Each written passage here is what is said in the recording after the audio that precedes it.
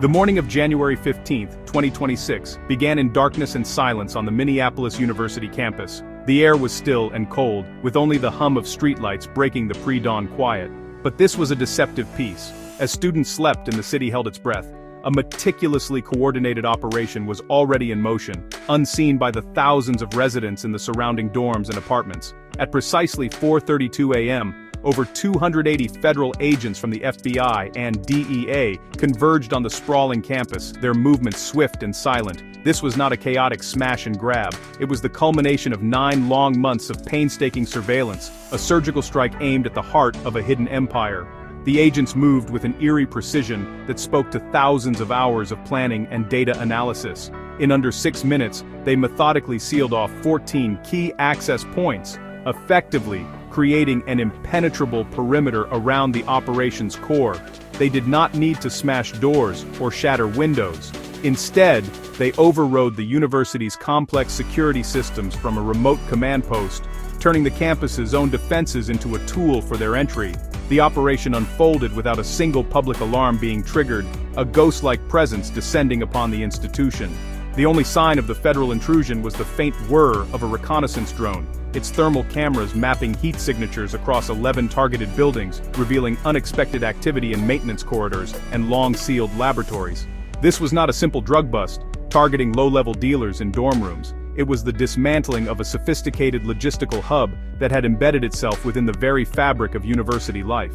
The federal teams were not just looking for narcotics, they were hunting for the nerve center of a network that had laundered tens of millions of dollars and funneled tons of synthetic opioids through the community. The campus, with its constant flow of people, its labyrinth of buildings, and its inherent atmosphere of trust, had become the perfect shield. The raid was designed to peel back that shield and expose the deeply rooted malignancy that thrived just beneath the surface of academic routine. As the agents secured their positions, the scope of their intelligence became clear. They knew which service tunnels to block and which false walls to breach. They had mapped the network's communication patterns, its financial lifelines, and the identities of its key on-campus coordinators. The primary targets were not just students. They were individuals who held positions of trust, people who used their roles in student aid offices and community programs to facilitate the network's illicit activities. The raid was a direct challenge to an organization that had mastered the art of hiding in plain sight, and its success depended on overwhelming the network before it had a chance to react, erase data, or slip back into the shadows. The massive federal operation did not begin with a single dramatic tip-off. Instead, it grew from a slow accumulation of seemingly disconnected warning signs. One of the first significant flags for investigators was a disturbing video that surfaced on social media. In it, a young Somali student, his face partially obscured, issued a brazen warning to law enforcement, telling them to stay out of his neighborhood. While such online bravado was not entirely uncommon, this particular threat landed on the desks of federal analysts who were already monitoring a different, more ominous trend. The video provided a face, however defiant, to a problem that was quickly escalating from a local concern to a national security threat. At the same time, public health officials in Minneapolis were raising alarms about a terrifying spike in opioid-related emergencies. In just 9 months, the university district and its surrounding neighborhoods had seen a 180% surge in emergency calls for synthetic opioid exposure. Paramedics and hospital staff were overwhelmed by overdose cases, many involving fentanyl and other potent synthetic compounds. When data analysts began mapping these incidents, they discovered distinct geographical clusters that pointed directly back to the university campus. The correlation was too strong to be a coincidence. The sirens wailing through the streets were not just responding to individual tragedies, they were unknowingly tracing the distribution routes of a major trafficking operation. While first responders dealt with the human cost on the streets, financial investigators were uncovering another piece of the puzzle. They flagged a highly unusual pattern of monetary transfers linked to student accounts and prepaid debit cards. The transactions were small, typically ranging from $80 to $240, and were repeated hundreds of times. On their own, each transfer was insignificant enough to fly under the radar of standard banking alerts. But when viewed as a whole, they formed the unmistakable blueprint of a structured, money laundering scheme designed to break down large sums of illicit cash into a blizzard of seemingly legitimate microtransactions. This financial static was the sound of millions of dollars being quietly washed through the campus economy. These three streams of intelligence, the social media threat, the public health crisis, and the suspicious financial patterns, began to converge, painting a chilling picture. Investigators realized they were not dealing with a collection of independent drug dealers. They were looking at a highly organized and disciplined network that was using the university as its operational base. The threats, the overdoses, and the money were all symptoms of the same underlying disease. The investigation intensified, shifting from passive monitoring to active surveillance. The cracks had appeared, and federal agents were now determined to break the entire structure wide open, revealing the full extent of the operation hidden beneath the veneer of campus life. The organization that federal agents were closing in on was a masterclass in covert operations. It was a ghost network, so named because it existed within the university's daily rhythms without leaving a visible trace. The campus was not a drug lab or a production facility. It was something far more valuable. A logistical buffer zone. Here, in the bustling environment of a major academic institution, illicit activities could be disguised as ordinary events. The constant movement of students, the deliveries of supplies, and the complex web of financial transactions provided the perfect camouflage for a multi-million-dollar criminal enterprise. The network's leaders understood that the best place to hide something illegal is in a place where everything looks normal. The network's structure was deliberately decentralized to ensure that no single person held all the keys to the kingdom. It operated through a series of insulated cells, with coded communications keeping each layer separate. Messages exchanged on encrypted apps never used explicit terms like drugs or cash. Instead, they referred to shipments as academic supplies, and coordinated movements using vague phrases like "movement confirmed for phase 2" or "window is open." This compartmentalized approach meant that even if one associate were caught, they could not expose the entire operation. Each device seized would only contain a tiny fraction of the overall picture, making it nearly impossible for law enforcement to map the network from a single point of failure. This sophisticated structure extended to its physical logistics. Large shipments of high-purity heroin and fentanyl compounds arrived in the city disguised as legitimate commercial goods. They were then broken down into smaller quantities and transported to the university area in vehicles with clean records, driven by individuals with no criminal history. These vehicles would make brief, nondescript stops at odd hours, often coinciding with class schedule gaps or holiday breaks when foot traffic was at its lowest. The drugs were then moved into campus buildings, hidden in containers that blended in with their surroundings, stashed behind false walls in maintenance closets, inside mislabeled equipment crates in storage rooms, or even within sealed-off labs that were no longer in use. The financial side of the operation was just as fragmented and sophisticated. The network laundered an astonishing $52 million in just 18 months through a system of over 1,300 microtransactions, each one small enough to avoid automated detection. This staggering sum was moved through a complex web of student accounts, prepaid cards, and third-party payment apps.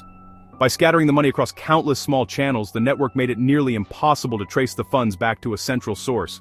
The campus, with its thousands of students constantly moving small amounts of money for tuition, books, and living expenses, provided the ideal environment to absorb and legitimize this massive flow of illicit cash.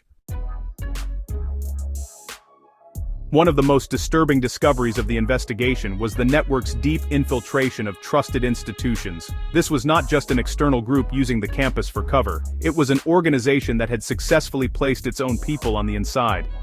At least a dozen individuals connected to the trafficking ring were found to be embedded in key administrative and support roles, both within the university and in affiliated community programs. These were not shadowy figures lurking in the corners. They were employees in student aid offices, clerks in housing assistance programs, and volunteers at local charities. They were people who, by the nature of their jobs, had access to sensitive systems and were presumed to be trustworthy. These insiders were the quiet facilitators who made the financial laundering possible on such a massive scale. They used their legitimate access to manipulate records, approve suspicious transactions, and channel illicit funds through official accounts. Investigators found that over a 2-year period, These embedded associates had successfully laundered more than $7 million by disguising the funds as small, routine expenses or charitable donations. A series of small payments to a vendor or a collection of minor grants to a community initiative would look perfectly normal to an outside auditor, but they were, in fact, crucial steps in cleansing drug money. The trust placed in these individuals became the network's most powerful asset. The on-campus operational coordinator, a man named Nerd Osman, exemplified this strategy of weaponizing credibility. To the university community, Osman was a familiar and reliable presence. He was active in student life, frequently attended cultural events, and was known for his participation in volunteer drives. He cultivated a public profile of a dedicated and helpful community member, building a reputation that served as the ultimate shield.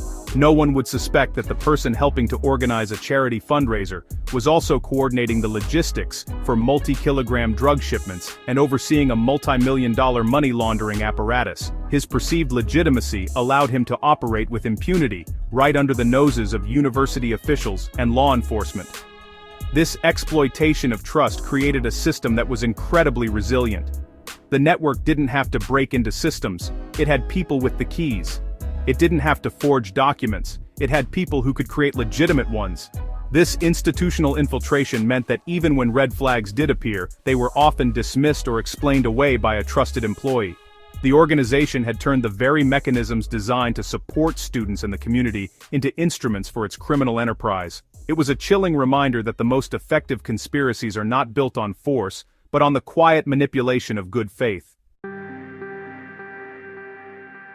The logistics of the network were a symphony of stealth and timing, engineered to exploit the campus's natural rhythms. The movement of drugs was never rushed or conspicuous. Shipments were broken down far from the university and brought onto campus in small, manageable quantities. A delivery might be timed for 3 a.m. on a Tuesday, when security patrols were sparse and academic buildings were empty. Other times, a transfer would happen in the middle of a busy afternoon, with a courier, disguised as a student carrying a backpack, blending seamlessly into the crowds moving between classes. The key was to make every illicit action appear utterly mundane. Once on campus, the narcotics and cash were moved through a hidden geography of forgotten spaces. Federal agents later discovered that the network had extensively mapped the university's service tunnels, maintenance corridors, and disused storage areas. These non-public spaces became the network's private highways, allowing associates to move large quantities of contraband between buildings without ever stepping out into the open. Sealed containers filled with fentanyl compounds and heroin were stashed behind false walls, in janitorial closets, or hidden in plain sight among discarded furniture in a basement storage room. These hiding spots were chosen for their anonymity. They were places no one ever had a reason to look. Financial flow was just as shadowy, relying on a complex web of prepaid cards, digital wallets, and complicit third-party vendors. The network avoided large bank deposits at all costs. Instead, cash from street-level sales was converted into digital currency through hundreds of prepaid debit cards, which were then used for seemingly legitimate online purchases or small money transfers. An additional $46 million was funneled through 27 auxiliary accounts tied to off-campus businesses and community assistance programs.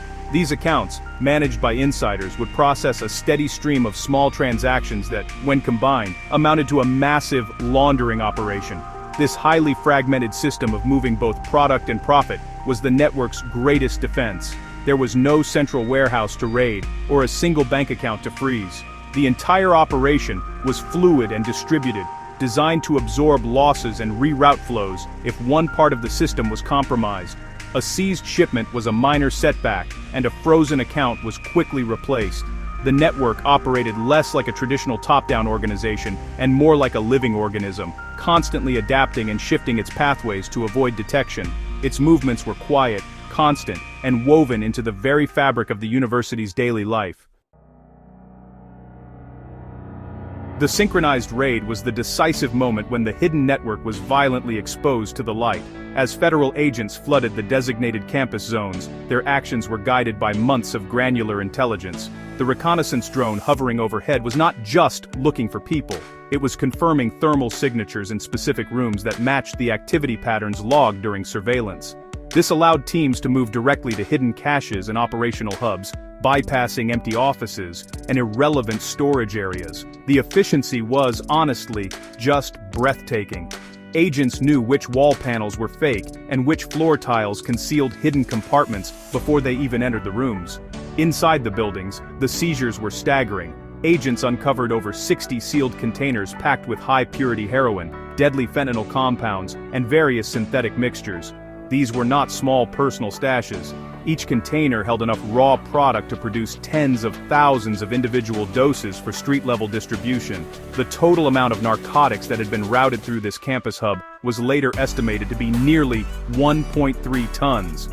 Alongside the drugs, agents seized approximately $310,000 in bundled cash, 17 firearms, and more than 80 digital devices, including encrypted phones, laptops, and hard drives that held the network's fragmented communications and financial records.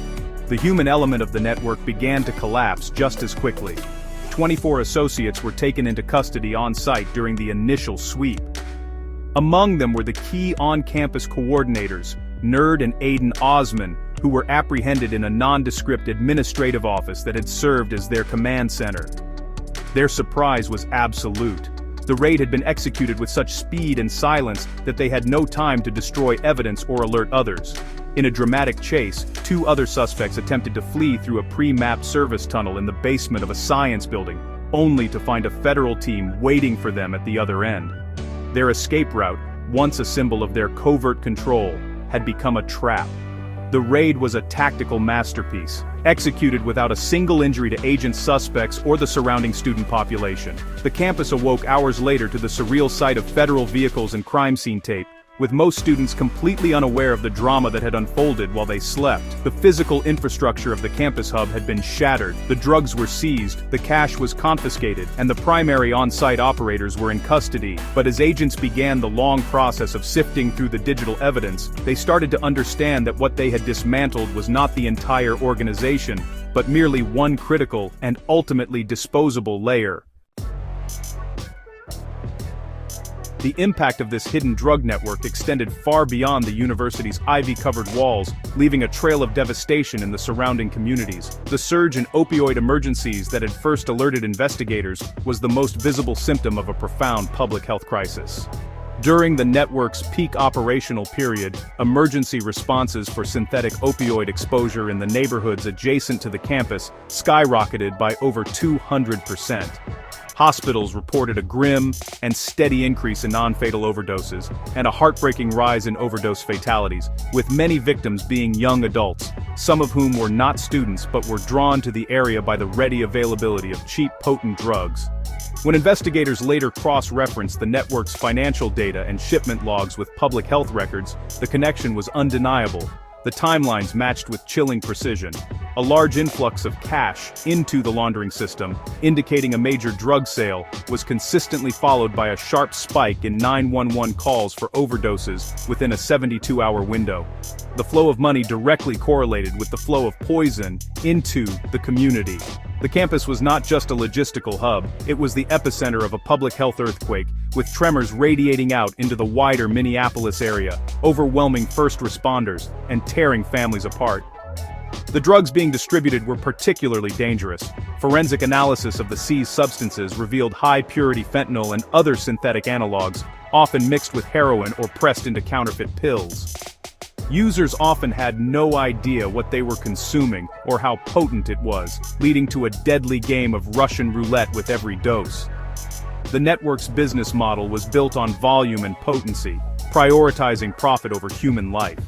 The community's suffering was simply a cost of doing business, a tragic externality of a highly efficient and ruthless criminal enterprise that had turned a place of learning into a distribution point for lethal narcotics.